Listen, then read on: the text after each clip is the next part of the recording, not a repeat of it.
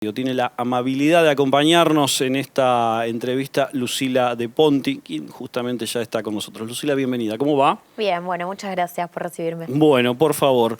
¿Cómo estás viviendo esta campaña que en las últimas horas está definiendo candidaturas, que ya se van de alguna forma blanqueando nombres, algunos que se sabían pero que no se estaban formalizando y que en las últimas horas se formalizaron, por lo menos a nivel nacional y también a nivel provincial? ¿Cómo vas viendo lo que está ocurriendo? Bien, bueno, todas las campañas son vertiginosas porque es un tiempo acotado en el cual se da un diálogo muy intenso con la sociedad en términos de las principales problemáticas y las propuestas para resolverlas. Estamos en un año donde el contexto social es difícil, digamos, donde me parece que hay que ser muy responsables a la hora de cómo establecemos y cómo entablamos esta conversación, porque hay una cuestión económica que hoy está afectando mucho a los argentinos, que tiene que ver sobre todo con el poder adquisitivo de los ingresos. Y bueno, y en nuestra provincia en particular, la cuestión de la seguridad, que viene siendo un tema que también afecta y de alguna manera perjudica la calidad de vida. Entonces me parece que hay que tomarlo todo con muchísima responsabilidad, que es importante también que a mí lo que no me gusta ver en campaña o lo que me parece que le hace muy mal a la política es cuando vemos una sobreactuación de determinadas discusiones, incluso de las internas o de las... O de invención de discusiones que tal vez no existen. Claro, que ni siquiera existen, inventándolas para poder generar un minuto más de rating, para poder tener una cuestión de este tipo. Me parece que eso le hace muy mal a la política, la aleja de la sociedad, hace que la gente piense que de alguna manera esto es un show y que me parece que para lo que tenemos que trabajar es en el sentido contrario, ¿no? Para asumir con mucha responsabilidad el diagnóstico sobre los problemas, pero sobre todo qué podemos hacer y qué tenemos que hacer para resolver las cosas. Ahora, recién mencionabas el poder adquisitivo, calculo que de gran parte de la población argentina, y en ese caso hemos escuchado en las últimas semanas, en los últimos meses quizás, alguna aseveración, para mi gusto y según mi criterio, un poco exagerada, un poco exacerbada, que decía, estamos cerca de ser 2001, pero sin embargo el aparato PYME sigue generando ingresos. De hecho, los ingresos del aparato PYME son muchísimos, del aparato económico en general, pero, y yendo al poder adquisitivo, ahí es donde falla, digamos. Se está generando un montón de dinero o de ingresos, pero que no se están repartiendo. Sí, exacto. Creo que no estamos en un momento como el previo al 2001, fundamentalmente por esto que vos decís. En ese momento había una situación profundamente recesiva de la economía y hoy en realidad, si bien este año no se está creciendo en los niveles que se creció en el año anterior, por un montón de factores que tienen que ver algunos con cuestiones endógenas de la economía y otros con eventos difíciles de predecir, como por ejemplo fue la sequía que atravesó sobre todo el sector agropecuario. Pero sí, vos cuando vas a hablar con el sector PYME, con el sector industrial, con muchos sectores del sector productivo, digamos, del modelo productivo, lo que te dicen, bueno, es que están trabajando, que se está creciendo, que hay dificultades a resolver, pero que no estamos en una situación de crecimiento. Lo que sí me parece, bueno, con respecto a esta comparación con 2001, que a veces es un poco exagerada o adrede para generar una sensación de crisis, lo que sí tenemos, digamos, como similitudes tiene que ver con el fuerte nivel de endeudamiento y este problema de dependencia, si se quiere, con el Fondo Monetario Internacional, que bueno, que tiene que ver con una decisión que se tomó en el gobierno anterior de asumir un acuerdo de deuda muy elevado para las posibilidades de Argentina. Y después sí, lo que vos decís, lo que más afecta a la gente es la pérdida del valor de la moneda, digamos, del valor de nuestros ingresos. Y creo que ese es el principal problema de la economía y el principal problema a resolver, porque bueno, no podemos seguir pensando en que esto se va a estabilizar de esta manera porque genera una situación de más pobreza, una situación de más precariedad de la vida, de más dificultades en la economía doméstica. Así que me parece que hay que trabajar muchísimo, sobre todo desde la macroeconomía, desde lo nacional, para bueno, ver cómo se resuelve, cómo se empata de alguna manera la evolución de los precios y se vuelve a recomponer el valor de los ingresos de los argentinos. Vengo de una generación que fue adolescente en los 90, en donde el déficit habitacional era como hecho en carne propia. Luego, después de muchísimos años en la gestión de Néstor Kirchner y Cristina Kirchner, se puso en marcha el Procrear. Quizás se devolvió de alguna forma la esperanza de tener casa propia. Para algunos fue bueno, para otros no tanto. Pero el déficit habitacional en Argentina, en Santa Fe también, es bastante alto. Ustedes hicieron un relevamiento que quizás, no sé si tiene que ver directamente con el déficit habitacional, pero sí con la forma de habitar lo que llaman villas, barrios populares, rancheríos. ¿Qué es lo que ven? Sí, venimos trabajando ya desde hace muchos años en conjunto con organizaciones comunitarias de todo tipo en construir una política de Estado para, en primer lugar, visibilizar lo que son los barrios populares en Argentina, que existen de un montón de formas, villas, asentamientos, rancheríos, digamos, de distintas maneras, pero que todos tienen en común la precariedad del hábitat, digamos, la imposibilidad de acceder a servicios públicos, la falta de inversión municipal en términos de generar contornos habitables con lo que es pavimento, lo que es iluminación, lo que es higiene urbana. Planificación. Bueno, planificación, claro, y cuestiones que hacen a que se deteriore de esa manera la calidad de vida habitacional, además de, de las propias casas, de cómo están construidas las propias casas.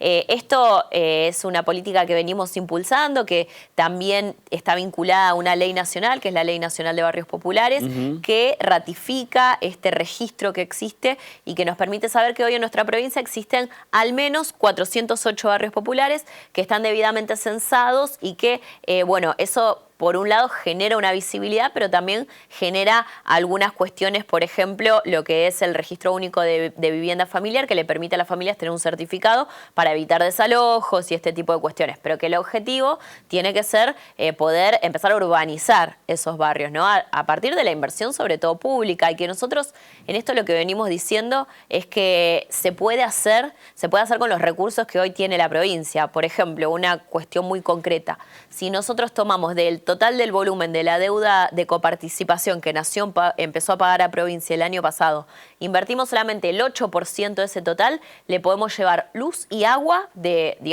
red corriente, de la EPE y de aguas santafesinas, a todas esas familias que viven en los 408 barrios populares. O sea que el Estado esté presente con 2 servicios públicos básicos. Claro, básicos que tienen que ver aparte con la posibilidad de desarrollarse, tienen que ver con la posibilidad de trabajar, tienen que ver con la salud, porque hoy esto lo vimos muy claramente en pandemia, cuando las familias estaban obligadas, obviamente a preservar su propia salud, a cuidarse con una determinada higiene y sin agua potable, esto era casi imposible, ¿no? Entonces, una cuestión mínima, siglo XXI, todo el mundo tiene que tener acceso al agua potable y a la energía eléctrica. Para superar esa situación de pobreza energética que tienen unas 70.000 familias en Santa Fe, necesitamos invertir solamente el 8% de la deuda de coparticipación. Esto es algo que se puede hacer, hay que tener la decisión política de llevarlo adelante. Estoy pensando en los números que das de barrios y de cantidad de familias que viven en esos barrios. Más de 400 barrios es, en promedio, calculo que la mayor parte debe estar en Rosario y en Santa Fe, pero en promedio es como que un municipio o una comuna de Santa Fe tenga más de un barrio popular dentro de su ejido urbano, básicamente. Sí. Y más de 70.000 familias sería como una, no sé, se me ocurre que es casi como Santa Fe ciudad aproximadamente. Sí. En personas viviendo en un barrio popular. Sí, porque vos cada una de esas familias tenés que calcular que tienen un mínimo de 5 o 6 integrantes, así que cuando promedio. Así que cuando haces las cuentas te da eso. Y aparte que también nosotros tenemos, lo que el Registro Nacional de Barrios Populares censó hasta el día de hoy, en Santa Fe son 408 barrios, pero eso no quiere decir que sea el total. Yo vengo de haber visitado hace un rato la zona del Hospital Iturraspe, donde me decían algunos vecinos que querían ingresar al Registro Nacional de Barrios Populares porque su barrio no estaba censado. Porque también el registro permite acceder a otros programas, como por ejemplo el programa Mi Pieza, que es la construcción de núcleos húmedos. Estos barrios todavía no están censados, así que hay mucho más.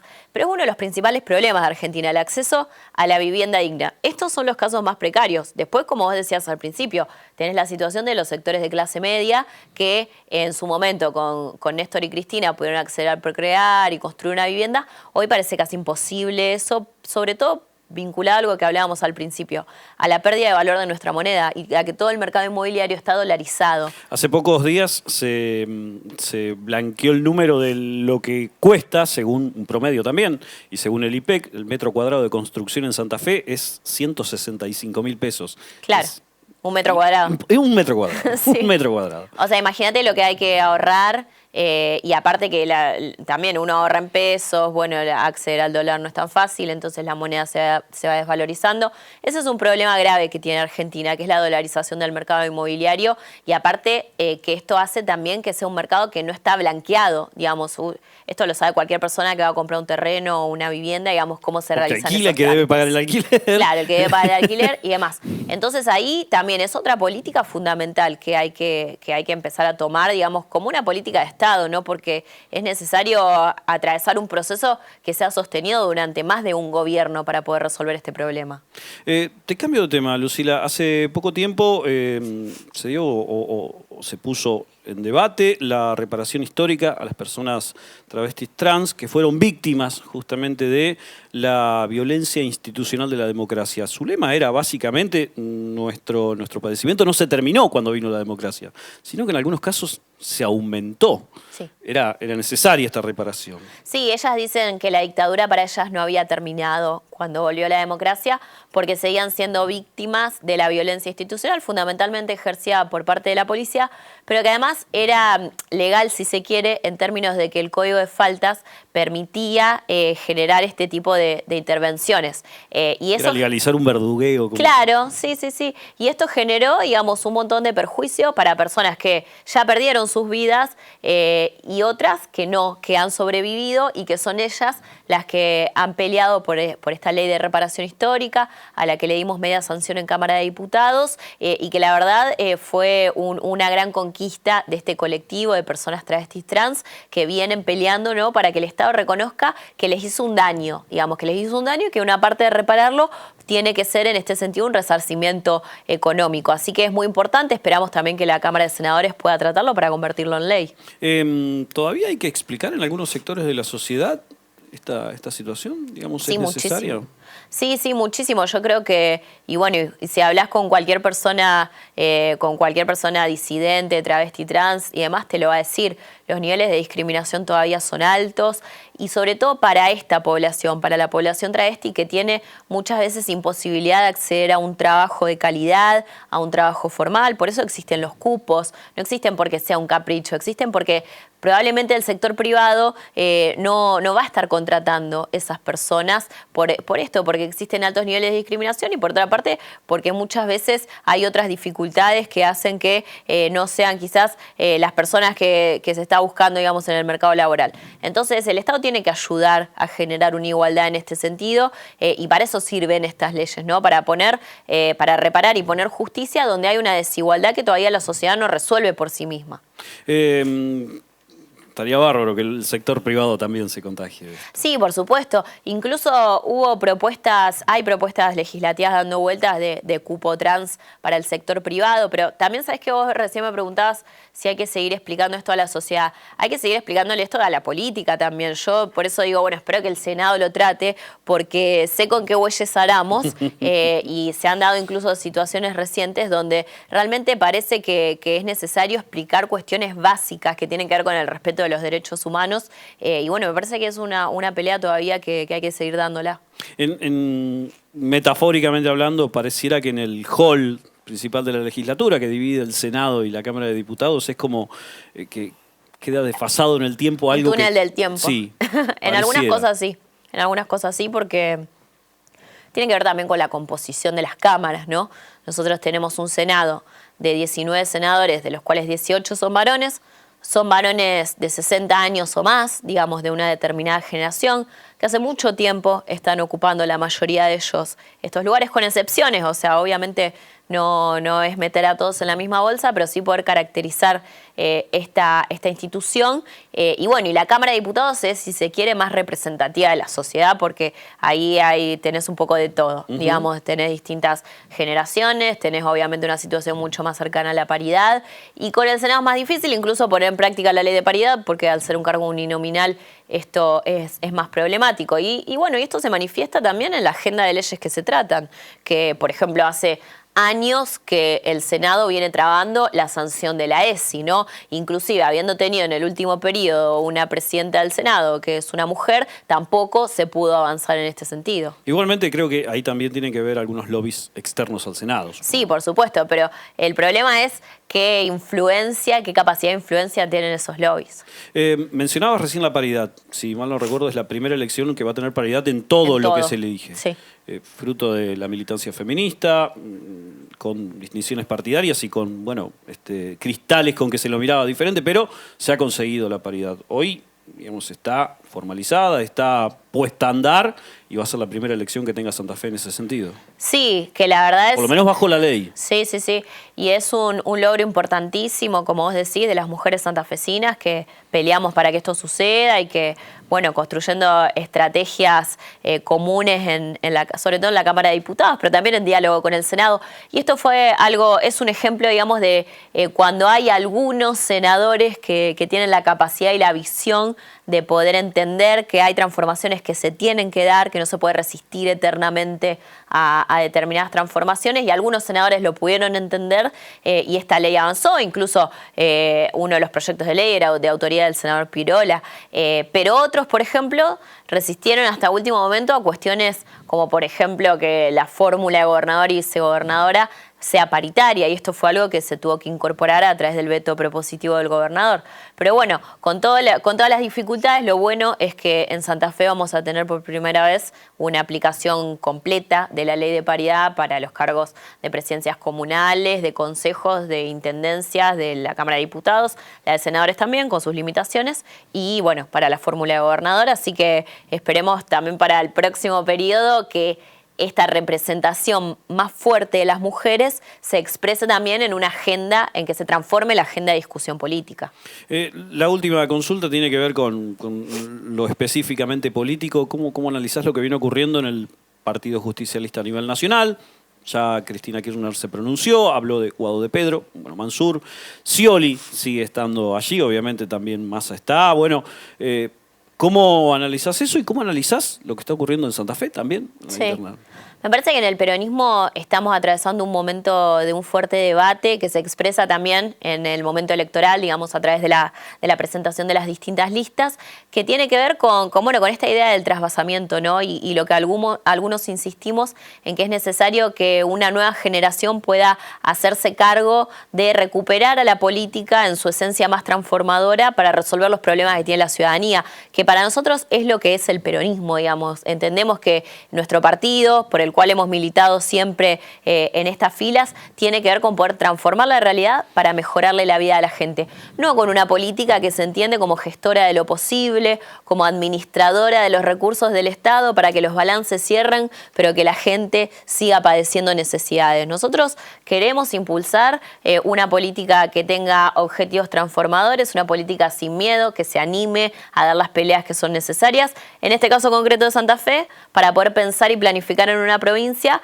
que deje de ser una provincia tan rica con una gran parte de sus ciudadanos pobres y que empiece a ser una provincia que pueda invertir una parte importante de sus riquezas en el desarrollo del conjunto, en la garantía de derechos y oportunidades. Y me parece que eso es lo que se está discutiendo un poco en el peronismo a nivel nacional, y creo que es saludable que se haga a través de las PASO, siempre con responsabilidad y siendo también muy cautos y no, digamos, llevándole a la sociedad discusiones innecesarias, que eso también... ¿Se está cumpliendo eso? No, a veces no se cumple. A veces yo veo a propios compañeros discutiendo cuestiones que me parecen que son muy secundarias. Pero si nosotros vamos a discutir ideas, programas, proyectos y propuestas, está bien que lo hagamos y está bien que lo hagamos de cara a la sociedad. Lucila, muchas gracias. No, gracias a vos. Lucila de Ponti con nosotros, actual precandidata y actual diputada provincial, bueno, precandidata a revalidar su banca en este caso.